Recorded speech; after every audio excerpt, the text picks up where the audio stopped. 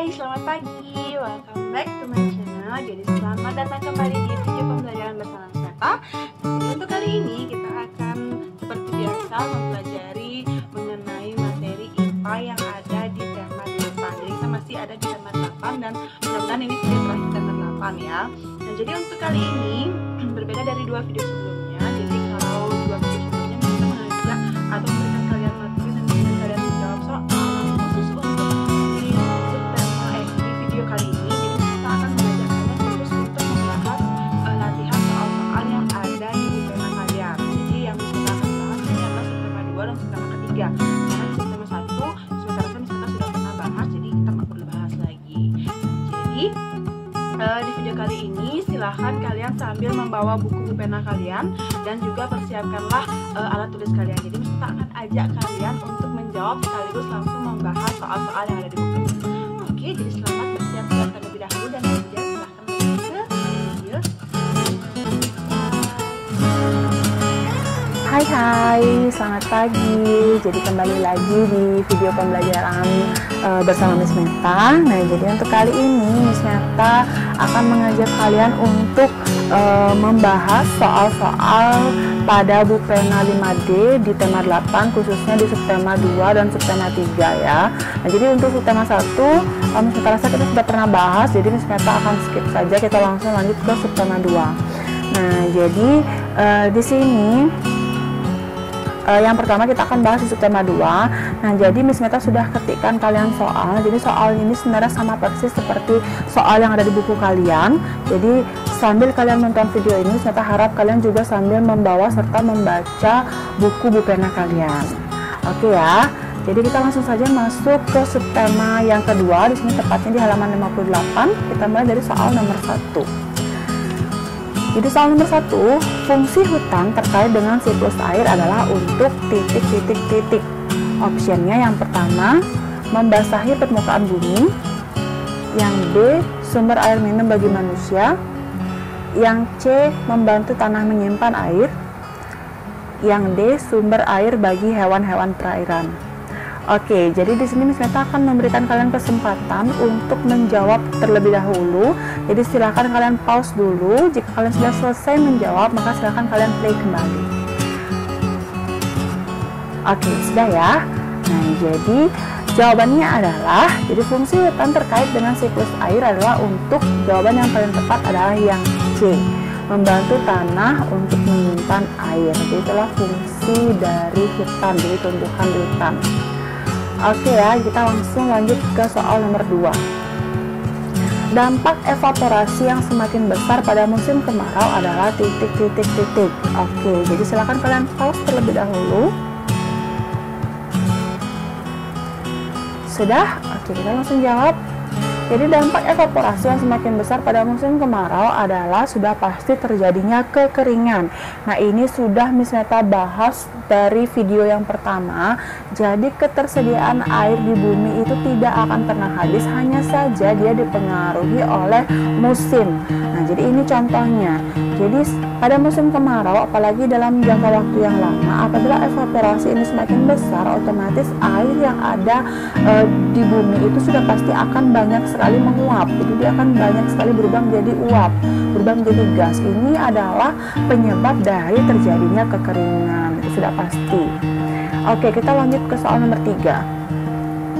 Melapisi jalan raya dengan beton dapat mempengaruhi siklus air karena titik. Oke, seperti biasa silakan kalian pause terlebih dahulu. Sudah? Oke, jadi melapisi jalan raya dengan beton dapat mempengaruhi siklus air karena berkurangnya daerah resapan air. Jadi beton itu partikel penyusunnya sangat rapat. Jadi karena dia tidak ada celah-celah untuk air lewat, otomatis air tidak akan atau sangat susah menuju ke tanah. Itu sebabnya jika semua jalan raya dilapisi dengan beton, itu sudah pasti daerah resapan air berkurang. Nah, pengaruhnya terhadap siklus air ini sudah pasti adalah yang pertama, air akan cepat menguap apabila terjadi musim panas yang lama. Dan yang kedua, air akan menggenang dalam waktu yang lama apabila di bumi itu terjadi musim hujan. Nah, itu diakibatkan karena daerah resapan airnya sangat berkurang. Oke, kita lanjut ke soal nomor 4. Tuliskan faktor-faktor yang menyebabkan berkurangnya ketersediaan air tanah. Oke, jadi karena faktor-faktor di sini, jadi kita harapkan kalian menulis paling tidak 2 faktor. Oke, silahkan di pause terlebih dahulu. Sudah? Oke ya, jadi tuliskan faktor-faktor yang menyebabkan berkurangnya ketersediaan air. Di sini bisa tuliskan 4. Jadi kalau kalian tulis 2 atau 3 itu boleh. Kalian tulis lebih dari 4 juga boleh, asalkan jawabannya benar ya. Tapi jika jawaban kalian berbeda dari Miss Meta, bukan berarti salah ya. Jadi kalian menjawab jawaban yang lain. Jadi faktornya akan ada banyak. Jadi kalian mau jawab yang lain asalkan itu benar dan ada di buku, misalnya ada sumbernya, jadi itu pasti sudah benar, jadi tidak keliru. Nah, jadi untuk jawaban Miss Meta yang Miss Meta tulis di sini ada 4. Itu yang pertama adalah musim kemarau yang panjang. Ini sudah Miss Meta jelaskan bahkan di awal video. Jadi musim kemarau itu sangat mempengaruhi ketersediaan air di tanah. Yang kedua adalah berkurangnya daerah resapan air. Nah, ini udah pasti ya. Jadi kalau kayak tadi, kayak soal sebelumnya, jadi kalau jalan semua dilapisi sama beton, otomatis air itu akan sangat sulit sekali menuju ke tanah. Jadi dia akan sangat berkurang. Yang ketiga itu adalah penggundulan hutan. Nah, penggundulan hutan atau reboisasi ini kenapa bisa mempengaruhi ketersediaan air? Jadi kalau misalnya tidak ada hutan, tidak ada tumbuhan, maka air ini akan sangat cepat menguap. Jadi tidak ada yang memegang atau menjaga ketersediaan air di tanah. Nah, jadi itu sebabnya tumbuhan atau hutan ini sangat-sangat penting, sangat penting bagi ketersediaan air tanah. Dan yang keempat adalah pembuatan pemukiman padat penduduk. Nah, kenapa? Jadi pemukiman padat penduduk ini adalah daerah di mana banyak sekali ada rumah-rumah. Jadi rumah itu berdekatan antara yang satu dengan yang lainnya. Jadi dia sangat padat penduduknya. Nah, ini akan menyebabkan biasanya jalan itu akan dilapisi dengan beton atau paving. Nah, jadi ini akan membuat air itu sangat susah masuk ke dalam tanah ya. Serta juga pemukiman padat penduduk ini sudah pasti sangat banyak menghabiskan atau memanfaatkan air bersih, itu sudah pasti. Jadi membuat air di dalam tanah itu pasti cepat berkurang. Oke, jadi mengerti ya, mudah-mudahan kalian mengerti. Kita langsung next ke soal yang terakhir di subtema 2 atau soal nomor 5. Jadi tuliskan kegiatan yang dapat kita lakukan untuk menjaga ketersediaan air tanah. Jadi silakan seperti biasa di pause terlebih dahulu. Oke, sudah. Nah, jadi kegiatan yang dapat kita lakukan untuk menjaga ketersediaan air itu adalah, jadi ada banyak juga, silahkan kalian jawab. Jadi tidak harus sama persis seperti yang Miss Meta buat ya. Jadi di sini Miss Meta memberikan 3 jawaban atau 3 kegiatan, dimana yang pertama itu melakukan reboisasi. Jadi penanaman kembali lahan-lahan atau hutan-hutan yang sudah gundul. Yang kedua, mengurangi pelapisan jalan dengan beton, ini sudah Miss Meta jelaskan tadi. Yang ketiga adalah memanfaatkan air secara bijak. Nah, ini adalah berkaitan dengan tugas kalian di video sebelumnya. Jadi Miss Meta ajak kalian untuk memanfaatkan air dengan bijak, di mana kita bukan irit tapi lebih ke hemat dalam penggunaan air bersih. Nah, ini adalah 3 kegiatan yang dapat kita lakukan untuk menjaga ketersediaan air tanah. Oke, sudah ya. Jadi itu adalah 5 soal yang ada di subtema kedua. Jadi sekarang kita akan lanjut ke subtema yang ketiga.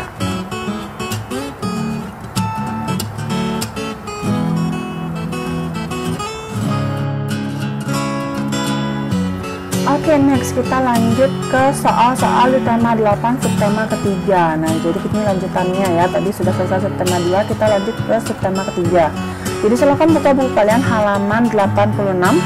Kita akan mulai langsung bahas soalnya, dimulai dari soal nomor 1. Nah, jadi sama ya, ini soalnya sama persis seperti di buku kalian. Oke, soal nomor 1. Perhatikan dampak limbah terhadap lingkungan berikut. Jadi ada tabel di sana. Dampak yang pertama, ikan-ikan di sungai keracunan. Yang kedua, berkurangnya udara bersih. Yang ketiga, tumbuhan air banyak yang mati.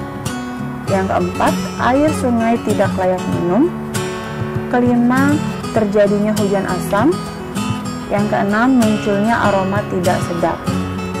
Dampak yang tepat dari limbah cair industri ditunjukkan oleh nomor titik. A.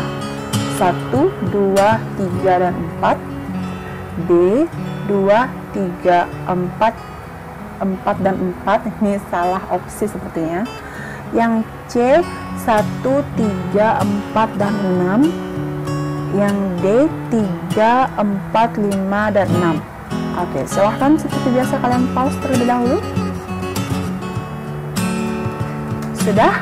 Nah, oke, jadi dari 6 dampak yang diberikan pada tabel, jadi dampak yang diminta adalah dampak yang tepat dari limbah cair industri. Nah, jadi limbah cair ini biasanya pasti mengalir ke perairan. Jadi kita cari dampak yang adanya di perairan ya.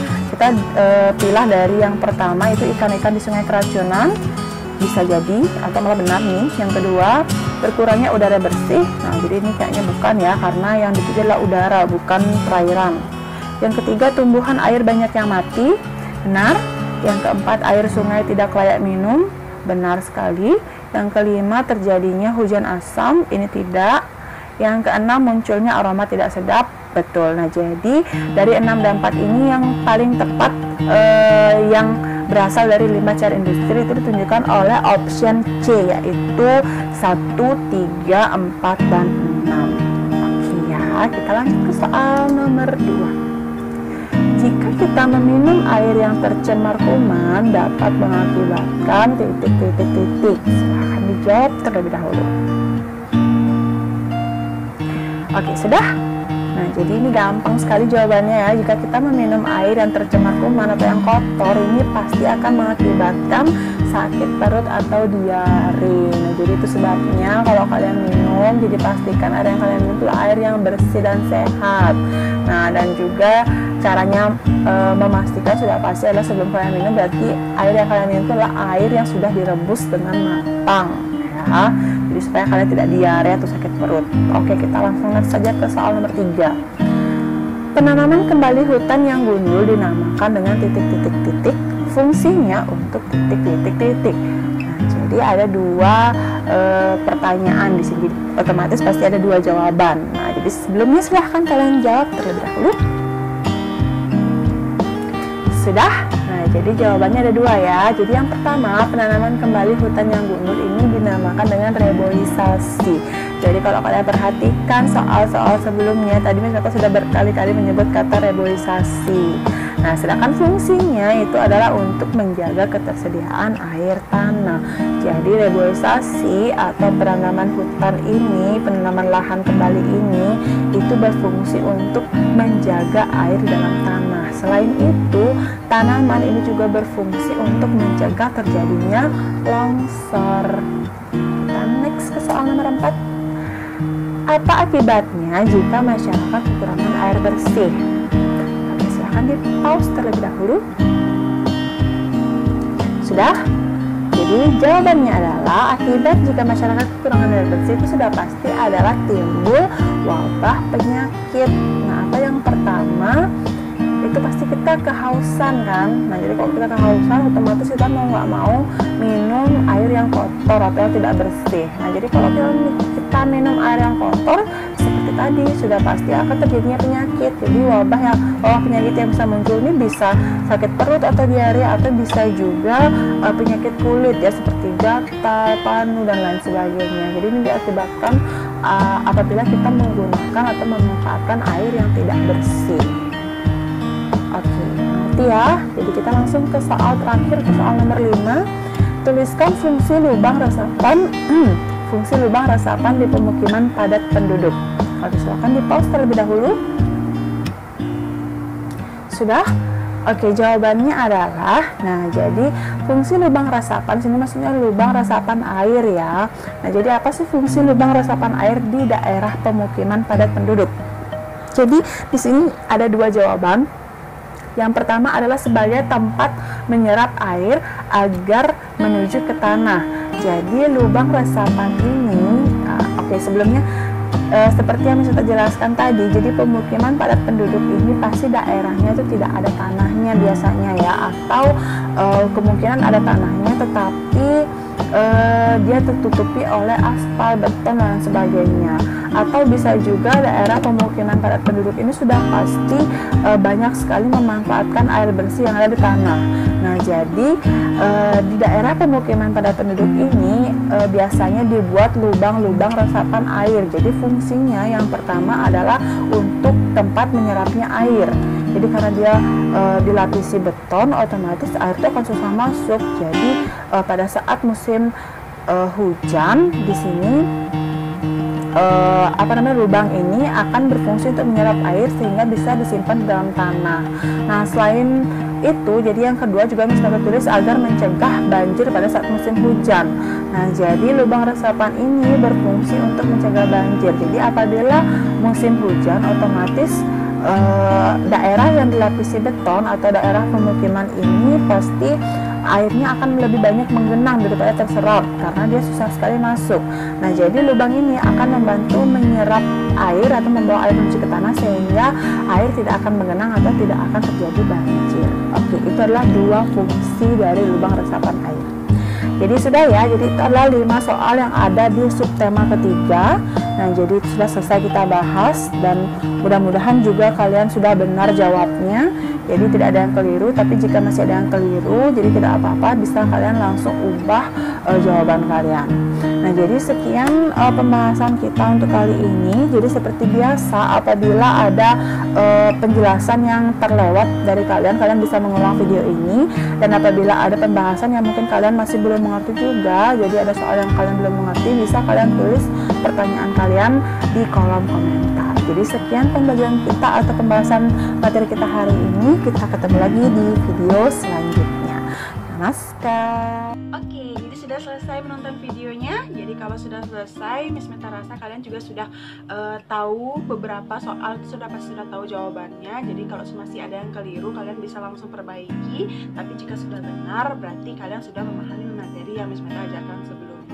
Nah, jadi seperti yang Miss Meta sampaikan di video tadi, jadi apabila masih ada di antara kalian yang belum mengerti beberapa soal atau pembahasannya, atau mungkin juga kalian mempunyai pertanyaan-pertanyaan lain tapi masih seputaran materi ini, jadi kalian tidak usah ragu, bisa langsung menuliskan pertanyaan kalian pada kolom komentar di bawah. Nah, jadi nanti Miss Meta, kalau kalian ada yang memberikan Miss Meta pertanyaan, Miss Meta akan reply komentar kalian itu. Nah, jadi sekian video pembelajaran Miss Meta kali ini. Nah, sebelum Miss Meta mengakhiri videonya, jadi Miss Meta tetap ingin berpesan kepada kalian. Jadi tolong untuk tetap berdiam diri di rumah serta menjaga kesehatan tubuh kalian. Jadi kita bisa lebih cepat lagi berkumpul dan belajar seperti biasa lagi di sekolah. Oke, jadi sekian video Miss Meta. Selamat beraktivitas lagi. Bye.